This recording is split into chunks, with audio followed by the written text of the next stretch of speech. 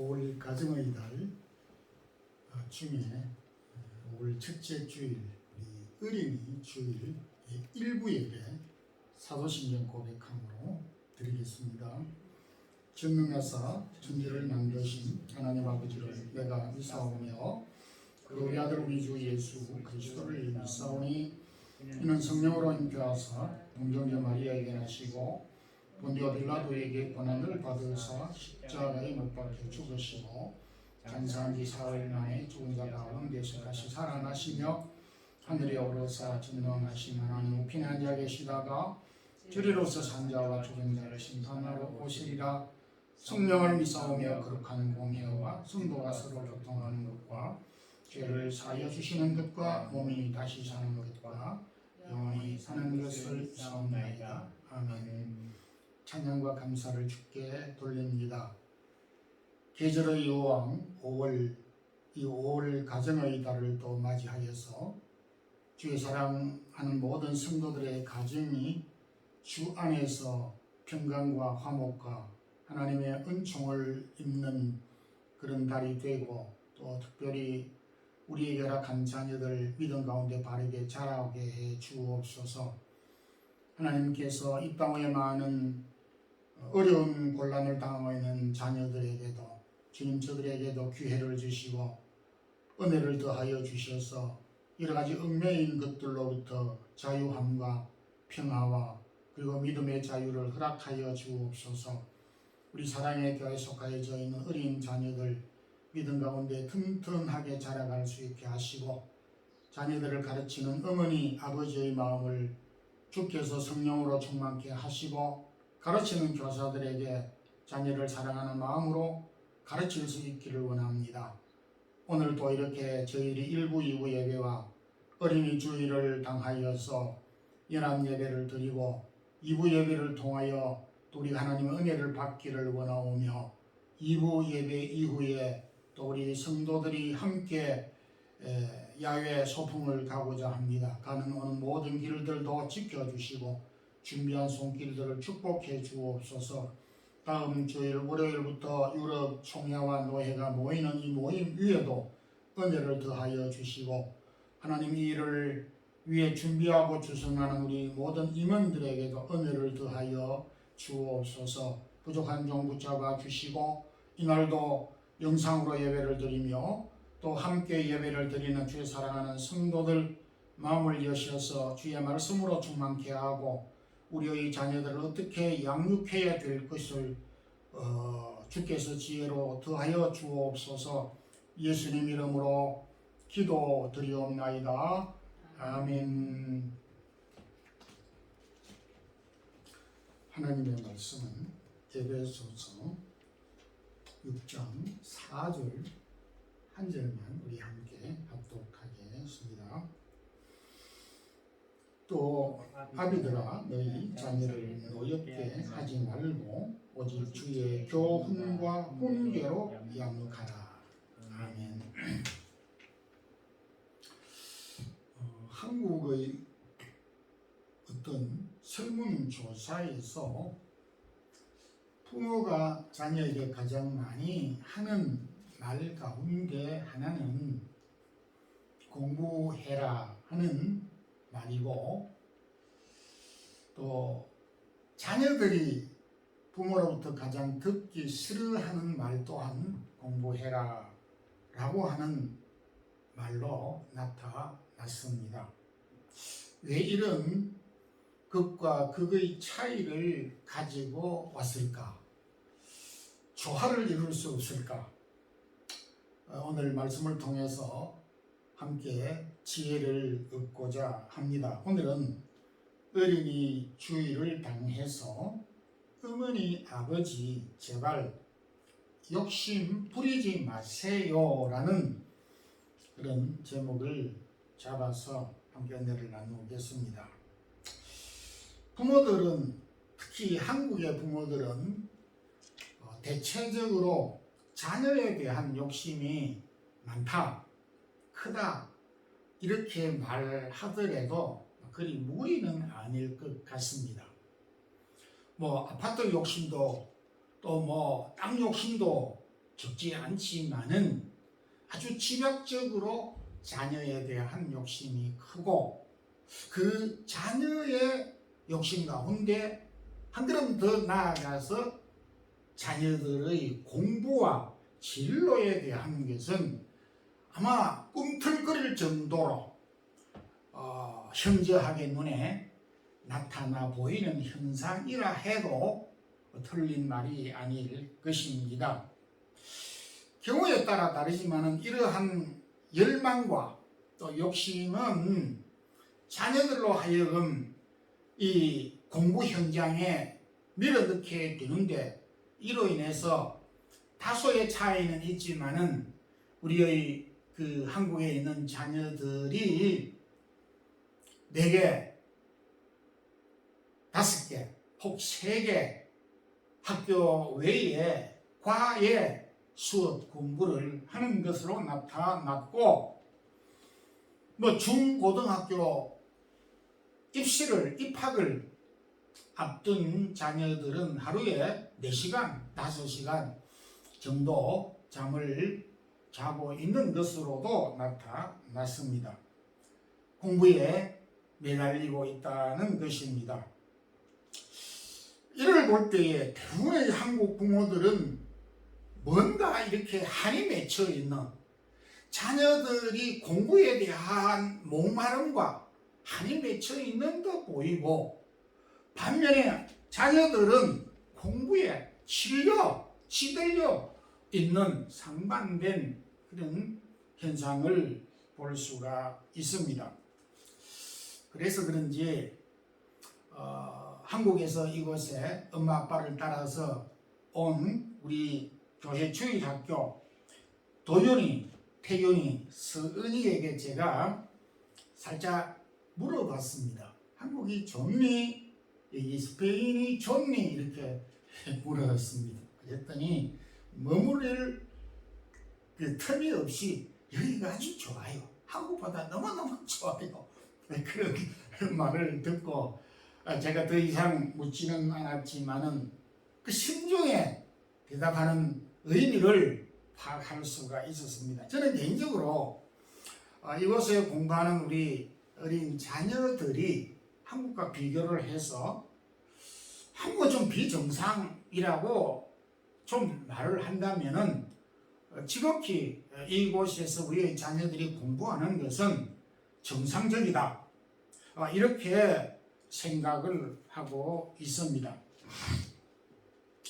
어느 부모든지 겉으로 드러내놓고 말을 하는 경우도 있지만은 그렇지 않더라도 속마음으로 우리의 자녀들은 또 너는 학교에서 3등 안에 들어야 되고 5등 안에 들어야 되고 그리고 너희 평균 점수는 이 정도 되어야 하고 어느 대학에 들어가야 되고 그리고 난 다음에 너는 이런 직업을 의사가 되고 판검사가 되고 하는 이런 요청을 상당히 전통적으로 오래 그 부모들이 갖고 있었다 이렇게도 생각이 됩니다.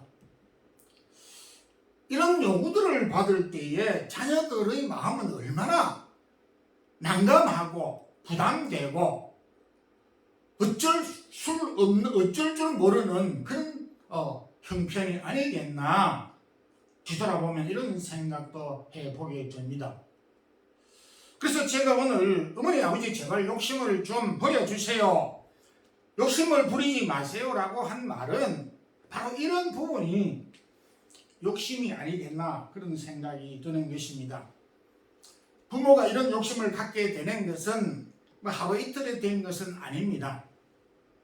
당신이 우리의 부모들도 그랬고 현재 부모로 있는 형편에 있는 자들도 그렇고 나는 내가 하고자 하는 일을 다 하지 못했던 아쉬움이 있고 나는 이만큼밖에 공부를 못하고 또 이런 형편에서 내가 살아가고 있지만은 내가 낳은 아들과 이 딸 너희들은 나보다도 공부를 더 많이 해서 나보다 더 나은 형편 가운데서 이 세상을 살아가야 되지 않겠느냐 하는 그런 부모로서 아주 순수한 생각을 가지고 있다는 것을 누가 탓하고 누가 잘못했다고 말할 수 있겠습니까?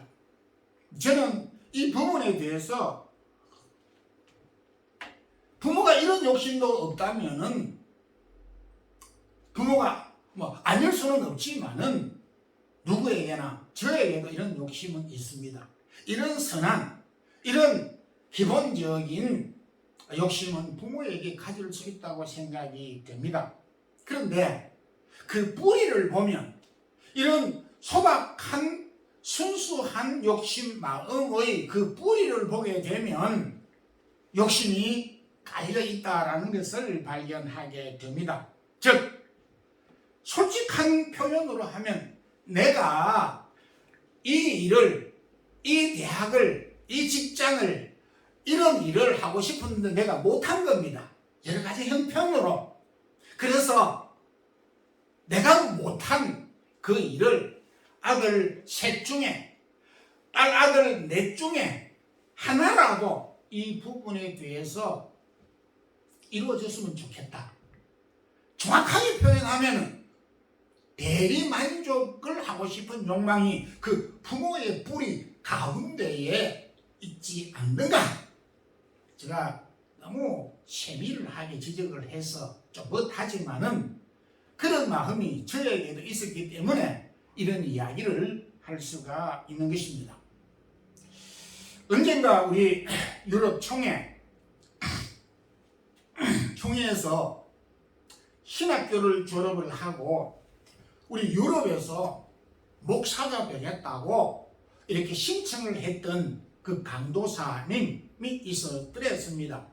그래서 필기시험도 치고 여러 가지 하는 가운데 마지막에 우리 고시위원들 중에 저도 고시위원 중에 한 사람으로서 면접을 했습니다. 이런저런 질문을 쭉 하는 가운데 결정적인 질문을 하게 됐습니다. 그 결정적인 질문이라고 해서 어려운 질문이 아니라 그러면은 당신이 왜 목사가 되려고 하느냐 이런 평범한 질문을 가장 우선되는 질문을 했습니다.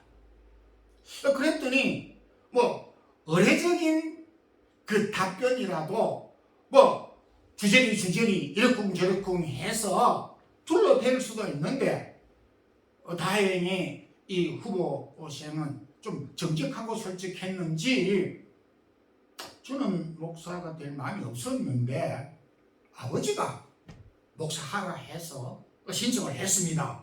이러는 거요.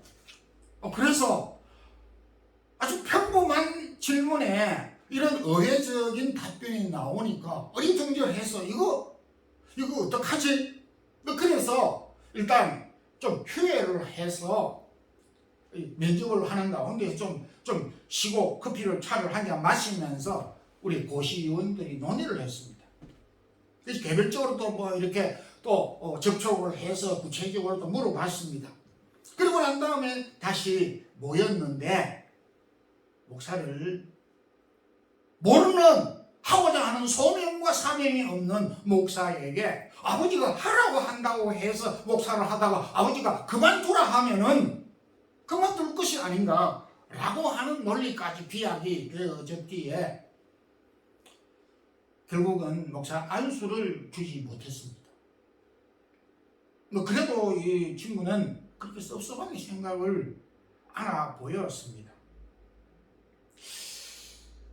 참 극단적인 한 예이기도 하지만은 대표적인 예이라고도 볼 수 있습니다. 반대의 경우인데 제가 딱 50년 전에 1972년도에 고등학교를 졸업하고 대학 진로를 결정하는데 제가 개인적으로 여러 사정들이 있어서 여러 가지 고민을 한 끝에 제 스스로가 믿음의 생활을 하면서 목사가 되어야 되겠다 이렇게 생각을 하고 신학교 입학을 하기로 결심을 하고 준비를 다 하고 원서를 넣었던지 또 넣기 전이었던지 그런 상황에 있을 때에 저희 돌아가신 아버지에게 그래도 최소한 상의를 하고 의논을 해야 되겠다라고 하는 그런 생각 때문에 아버지를 찾아뵀습니다. 아버지, 제가 이번에 이렇고 저렇고 해서 목사가 되려고 하는 생각을 가지고 신학교에 원서를 넣기로 했습니다. 아버지가 당시로서 믿음의 생활을 하지 않았었기 때문에 큰 반대를 하면 어떡하나 반대를 할 줄 알았습니다. 그랬었는데 의외로 아버지가 아주 얼굴을 이렇게 웃으면서 그리고 그동안 기다렸다는 듯이 참았다는 듯이 말씀을 하시는 것이 그래 참 잘했다, 참 잘했구나, 어떤 그런 생각을 했지. 사실은 내가 소시절 때 너 이 시절에 평양신학교에 가려고 했는데 너희 할아버지가 죽었으면 죽겠지 안 된다라고 극구 반대를 해서 내가 신학교에 들어가지 못하고 목사가 되지 못했고 그리고 교편 내 길로 걸어가게 됐다. 내가 하고자 하는 목사의 길을 너가 가게 돼서 되게 기쁘다, 되게 기분이 좋다, 내 소원이 이루어진 것 같다, 이런 말씀을 하시는 거요. 그래서 이 짧은 시간이지만은 이 감정이 오락가락했습니다. 아니 그냥 내가 목사가 되겠다는 것이 좋은 것이 아니고 아버지가 하고 싶었던 것을 대리 만족해 주니까 아들이 그래서 기쁜가? 이런 생각도 들었던 것입니다. 좋은 의미로 받아들일 수가 있었습니다만은 우리 부모에게는 이런 욕심들이 있다라는 것입니다. 오늘 성경에도 너희 자녀를 노엽게 하지 말라라고 우리에게 교훈을 해주셨는데 이 말씀은 자녀를 양육하고 교육할 때에 내 감정대로 내 주관대로 하지 말고 주의 교양, 주님께서 가르쳐 주시는 말씀을 따라하라고 이렇게 우리에게 교훈을 주셨습니다. 지금 우리의 자녀들의 형편을 보시고 어머니 아버지 너무 욕심 많은 것 아니에요? 욕심 부리지 마세요 라고 하는 말을 한번 귀담아 들었으면 합니다. 그리고 우리의 자녀들이 어머니 아버지에게 이런 마음속으로나마 이런 말을 하고 있다고 저는 생각을 합니다. 제 어린 시절을 추억해 볼 때 말입니다.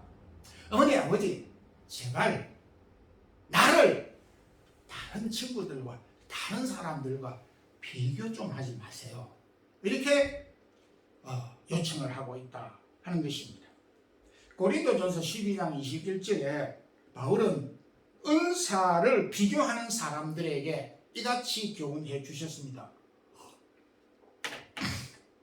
눈이 손들어 쓸데없다 하거나 또한 머리가 발들어 내가 너를 쓸데없다 하지 못하리니 마찬가지로 몸의 한 지체 가운데서 불필요한 것이 없듯이 하나님은 우리를 이 세상에 보내실 때 쓸모없는 자들을 보내시지 않으셨다라고 하는 것이다. 내가 잘 모르고 있을 뿐이지. 그래서 현상적인 것을 가지고 비교를 하는 것은 옳지 않다라고 말씀을 하고 있습니다. 왜 비교를 하지 말라고 하느냐 하면 비교는 반드시 부정적인 뚜렷한 효과가 즉시 나타나기 때문입니다. 비교를 하면 일단 비교 우위에 있을 때는 우월감을 가지고 비교해서 떨어지게 될 때는 열등감을 가지게 되거나 무시를 받게 되는 것입니다. 그래서 교육 방법 중에 하나는 비교 의식인 것입니다. 내가 다른 사람과 비교하였을 때 나오면 우월 의식을 갖게 되고 좀 못하다 싶으면 열등 의식을 갖게 되고 우월한 사람은 열등하다 생각하는 사람을 아주 무시하는 경향이 있기 때문입니다. 그래서 부모가 너는 형이면서 동생보다 못하니? 라고 이야기를 하는 순간 형제 간의 우애는 사그리 그릇 깨지듯이 와장창 깨지고 만다 라는 사실을 부모가 명확하게 우리가 직시하고 알아야 한다라는 것입니다. 형 가인이 아벨을 비교하였을 때에 결국 아우를 사랑한 것이 아니라 아우를 죽이게 되는 극단적인 결과를 가져왔고, 사울이 다윗과 비교를 하였을 때 자신이 열등하다고 생각하였을 때 자기보다 우월하다고 백성들의 존경을 더 많이 받고 있다는 사울을 국가 원칙으로 국가 정책으로 세워서 제거하는 것이 목표였고 왕의 자신이 하는 일로 생각을 해서 제거하려고 하였던 것입니다. 얼마나 큰 낭비입니까? 부모가 여러 가지 비교를 하지 말아야 되는 것들이 많이 있지만은 우리 자녀와 다인의 자녀, 또 형제간들의 관계에서 동생이 더 낫다든지 형이 더 낫다든지 이렇게 편견을 하고 비교를 하는 것은 옳지 않은 것입니다. 한 걸음 더 나아가서 다른 사람의 자녀들과 다른 사람의 그 형제간들을 비교해서 우리의 가족을, 우리의 자녀들을 비교하는 것은 우월하게 한다 하더라도 그것은 좋지 못한 것입니다. 여러분, 우리의 자녀를 타인의 집의 자녀들과 비교를 해서 모자란다고 생각하시는 부분들이 있을 것입니다. 또 우월하다고 생각하는 부분들이 있을 것입니다. 그렇다고 그렇지 못한 가정의 자녀들을 무시하고 비판하겠습니까? 그것 때문에 우월할 수 있겠습니까? 또 타인의 자녀들과 비교를 해서 못하다고 생각하였을 때에 늘 열등감에 빠지도록 그렇게 내버려 두어야 되겠습니까? 속상하지 않기를 바랍니다. 나의 자녀에게만 없고 타인의 자녀에게만 있다라고 생각하는 부분들이 있겠지만은 각 사람에게 다른 어떤 장점이 있다는 것을 알아야 되는 것입니다. 에베소 4장 7절에도 우리 각 사람에게 그리스도의 선물의 분량대로 은혜를 주셨느니라. 우리의 자녀들에게 큰아들은 큰아들, 막내는 막내, 딸은 딸대로 그리스도께서 그에게 필요와 합당한 분량대로 은혜를, 능력을 주셨다라고 하는 말씀을 굳게 우리가 확신하지 않으면 흔들릴 수밖에 없습니다. 유대 교육 중에 하나의 특징은 다른 사람에게 없는 무엇을 가지고 있느냐. 우리의 자녀에게 다른 아이에게 없는 것이 무엇인가? 또 내가 당사자일 때에는 내가 다른 사람에게 없는 그 무엇인가를 생각하고 발견해서 사용을 하라고 하는, 그것을 늘 질문하고 개발하도록 하라고 하는 교육 방법인 것입니다.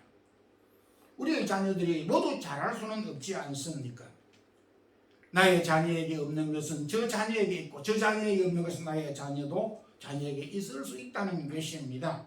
잘 살펴보면 우리의 자녀들이 가지고 있는 것이 적지 아니하다는 것을 발견하게 됩니다. 다만 감추어져 있을 뿐이고 우리가 발견하지 못했을 뿐이지, 그 감추어져 있는 것을 발견하고 끄집어내어주는 것이 부모의, 교사의 또 할 일이고 역할이라고 생각이 되는 것입니다. 감추어져 있는 장점, 감추어져 있는 창조성, 감추어져 있는 예술성, 감추어져 있는 믿음의 신앙성을 부모가 부지런히 깨워줘야 되고 그리고 확인해 줄 필요가 있는, 이게 바로 교육인 것입니다. 너는 참 책 읽는 것을 좋아하더구만. 너는 매사에 신중하게 생각하고 너가 말하는 것은 굉장히 의미가 많아. 너의 아이디어가 굉장히 좋아. 회사에서 만약에 이 아이디어를 냈다고 하면은 이 아이디어는 아주 고급 아이디어일 것이야. 응? 너는 뭐 이렇게 기분 나빠도 그렇게 참을성이 많구나. 그리고 너는 내가 생각하는 것보다 믿음이 훨씬 강하고 좋아.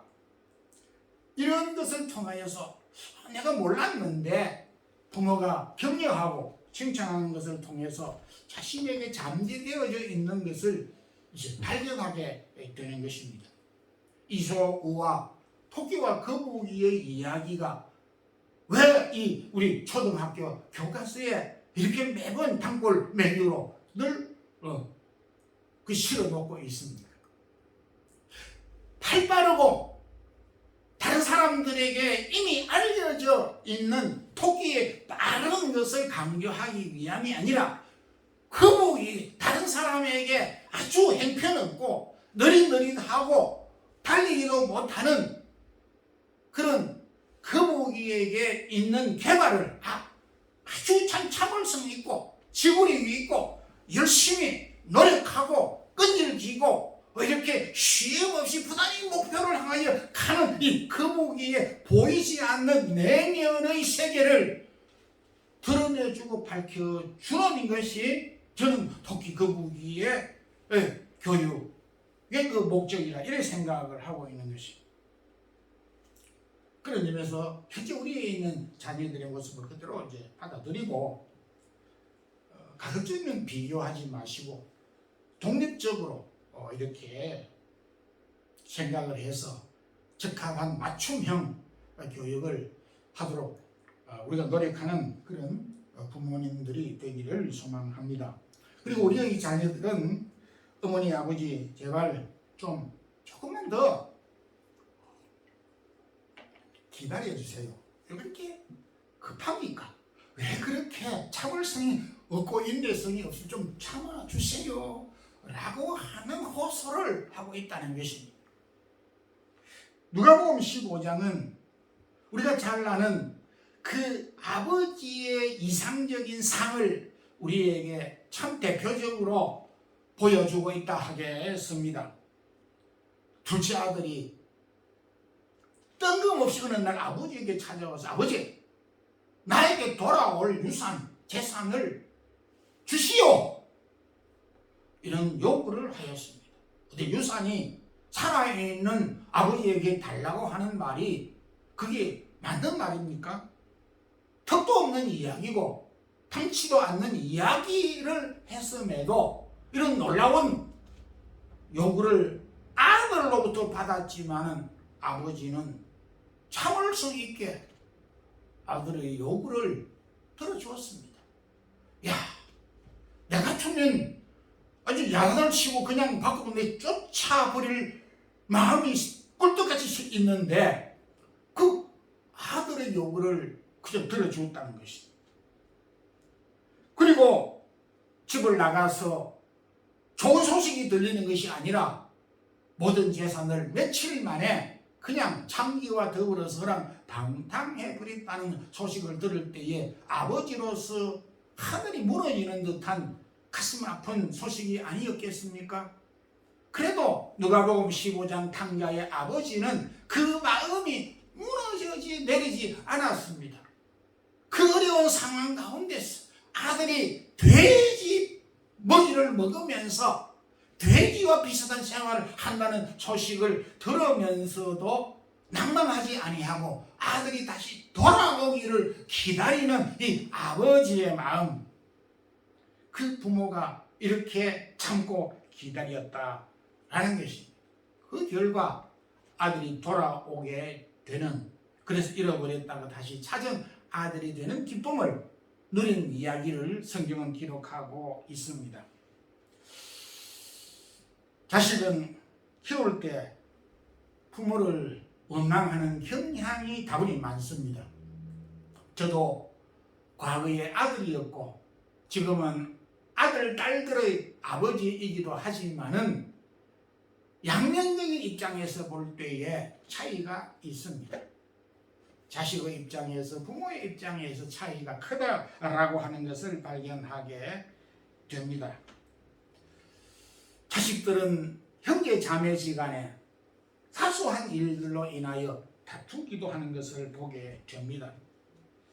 그래서 때때로 참 부모가 너무 깝깝하고 답답해서 자식을 왼수라고 이렇게 참 혹평을 하기도 하는 이유가 여기에 있는 것입니다. 그러나 우리가 알다시피 자랄 때, 철이 없을 때는 이렇게 다투고 원망하고 싸우고 불평하고 이기주의적인 태도를 보이는 자식이라 할지라도 철이 들고 자라가면서 성장해가면서 그가 부모의 마음을 이해하는 때가 온다는 것입니다.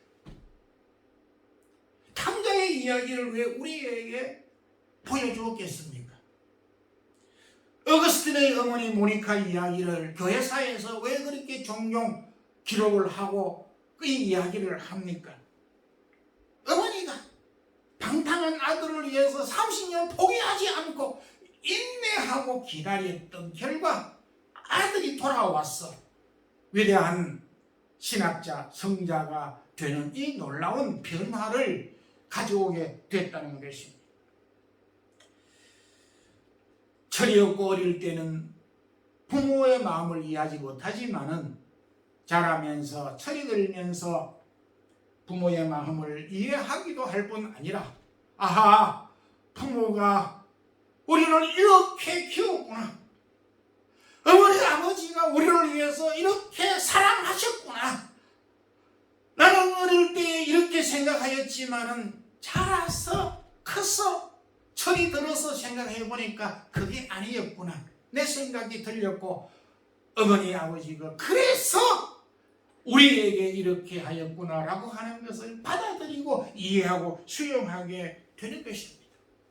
여러분, 어릴 때 자녀를 손잡아 이끌어서 키우면은 나중에 철이 든 자녀는 그 아버지를 손뿐만 아니라 얻고 가는 자녀가 될 수 있다라는 것을 우리에게 보여주고 있습니다.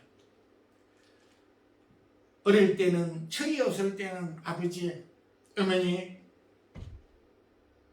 욕심 부리지 마세요. 다른 자식과 비교하지 마세요. 이렇게 부모를 향하여서 요청하고 대들기도 하였지만 철이 들고 자식들이 자라면은 아버지, 어머니 조금만 더 기다려 주세요. 어머니 아버지에게 필요한 아들 딸이 되겠고 어머니 아버지가 보기에 모자라지 않는 아들 딸로 자라겠습니다. 어머니 아버지가 기도하였던 그 아들이 되겠고 그 딸이 되겠습니다 라고 하는 말을 자식들이 하게 된다는 것입니다. 오늘이 세상 끝이고 현재의 문제를 일으키는 이 상태로 끝난 아들이 딸이 아니라 그 상태에서 인내하고 그 상태에서 기다려 주어야 할 필요가 있다라는 것입니다. 야곱은 10아들들이 정말로 서로가 다투고 막내 아들을 못 살게 왕따시키고 요셉을 팔아버리기도 하고 거짓말로 덧치를 해버리는 이런 10아들이었지만 그래서 그 10아들을 보고 내가 서울에 내려가야 될 것 같아. 내가 지금 서울에 내려가고 싶다. 그렇게 고통스러워했지만은 그러나 그 아들들이 다시 돌아왔을 때 그 아들들이 지난 과거를 잘못을 알고 형제가 화목하는 것을 보고 그 야곱이 노년에 뭐라고 했습니까? 만면의 웃음을 지으면서 내가 이제 기쁘게 죽을 수 있다. 내가 이제 죽어도 한이 없다. 미련이 없다. 내 인생의 모든 것을 다 이루었다. 그런 고백을 하였습니다. 자식이 부모에게 원수이기도 하지만은 자식이 부모에게 명약이라는 사실을 우리에게 가르쳐 주고 있습니다. 또 아비들아 너희 자녀를 노엽게 하지 말고 오직 주의 교양과 훈계로 양육하라 라고 하는 말씀을 따라 우리가 하나님의 말씀을 따라 자녀를 잘 양육함으로써 우리의 자녀들이 하나님 쓰시기에 합당하고 소중한 자녀들로 양육하는 우리 성도들이 또 부모들이 되기를 주의 이름으로 축원합니다. 기도드리겠습니다. 주님 감사합니다. 자녀 교육에 지름길이 없고 자녀 교육을 어떻게 해야 되는 완벽한 모델도 없지만은 오직 주의 교양과 훈계로 양육하라고 하는 주의 말씀을 쫓아서 하나님 우리에게 주신 자녀들을 바르게 양육하는 부모들이 되게 해 주옵소서. 자녀에 대한 비교의식과 또한 자녀에 대한 욕심을 버리게 하시고 우리의 내 감정이 아닌 하나님의 말씀과 또 교훈을 통해서 양육하는 그런 부모가 되게 하시고 우리의 자녀들이 주의 나라를 위하여서 귀하게 쓰이는 일꾼들로 잘 양육해가는 우리의 자녀들이 되게 해 주옵소서. 주님, 주님 밖으로 나가 있는 자녀들이 혹 있으면은 주님 돌아올 수 있게 하시고 사랑하는 자녀들을 위하여서 기도하는 부모의 그 기도를 꼭 들어 응답해 주옵소서. 주님, 주의 사랑하는 자녀들로 인하여서 부모들이 슬픔보다는 기쁨을 얻는 놀라운 축복과 은혜를 이 한 해에 허락하여 주시옵소서. 주의 사랑하는 성도들이 몸과 마음과 시간과 달란트와 귀한 예물을 드렸습니다. 주님께서 받아주시고 성도들의 기억하는 일들을 축복해 주옵소서.